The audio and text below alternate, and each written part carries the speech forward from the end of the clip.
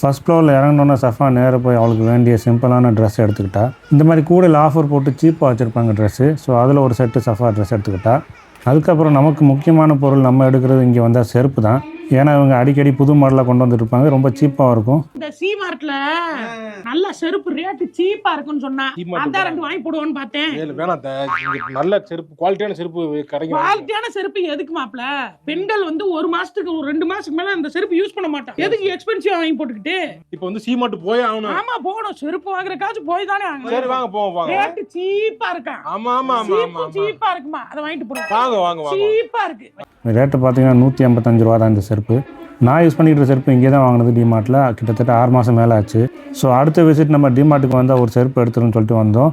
அதே மாதிரி புது மாடல் ஒன்று போட்டிருந்தாங்க. ஸோ அதை எடுத்து போட்டு பார்த்தா நமக்கு லுக்கு சூப்பராக இருந்துச்சு.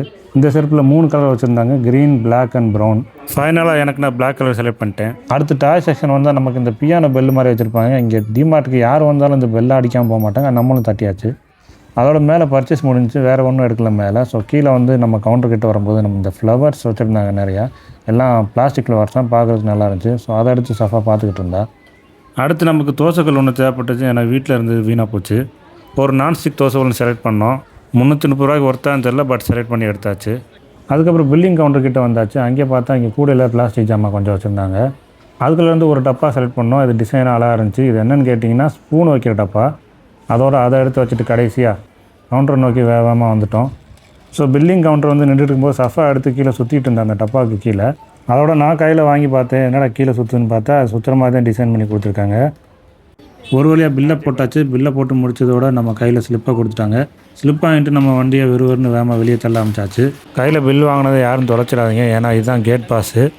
ஸோ ஃபைனலாக வெளியே வந்தாச்சு. வெளியே வந்தோடனே நமக்கு டிமார்ட்டில் என்ன ஃபேமஸ்ன்னு கேட்டிங்கன்னா பாப்கார்ன் தான் ஃபேமஸ்ஸு. பட் நாங்கள் பாப்கார்ன் வாங்கலை, நம்ம ஐஸ்கிரீம் பக்கெட் வந்தாச்சு. ஏன்னா அடிக்கிற வெயிலில் யார் பாப்கார்ன் வாங்கி சாப்பிடுவோம் இப்போ. ஸோ அங்கே ஐஸ்கிரீம் ஆர்டர் பண்ணியிருக்கிற டயத்தில் நம்ம பாப்கார்ன் பார்க்க வந்தோம். பார்த்தா ஒரே ஒரு ஆள் தான் நின்றுச்சு கவுண்டரில், வேறு யாருமே கிடையாது. ஐஸ்கிரீமுக்கு நம்ம லைனில் வெயிட் பண்ணி ஜிபே பண்ணி வாங்கியாச்சு. இந்த ஐஸ்கிரீம் கொஞ்சம் விசித்திரமாக இருக்கும். இது சாப்பிடும்போதே தெரியும், இதில் 70% தண்ணி கலந்துருக்கிற மாதிரி. இதில் சாக்லேட் ஃப்ளேவரில் வந்து பூஸ்ட் ஆர்டர் அடிக்கும், அதுலேருந்து தெரிஞ்சுக்கலாம்.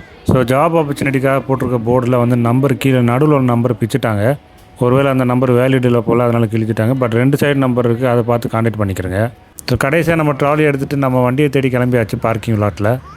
புதுசாக நிறைய பேர் நம்ம வீடியோ வாட்ச் பண்ணுறீங்கன்னு தெரியுது. ஆனால் கொஞ்சம் சப்ஸ்கிரைப் பண்ணிட்டு அப்படியே அந்த நோட்டிஃபிகேஷன் பெல்லையும் ப்ரெஸ் பண்ணிட்டீங்கன்னா நம்ம போடுற வீடியோ அண்ட் ஷார்ட்ஸ் உங்களுக்கு உடனே வந்து சேரும். ஸோ ஃபைனலாக நம்ம பர்ச்சேஸ் பண்ண திங்ஸ் எல்லாத்தையும் வண்டியில் லோட் பண்ணிவிட்டு சஃபாட்ட ட்ராலியை ஒரு இடத்துல சேஃப் அனுப்பிட்ட சொன்னோம். அதோடு நம்ம வண்டியை கிளப்பியாச்சு. அடுத்து ஒரு புது வீடியோவில் சந்திக்கலாம். பாய்.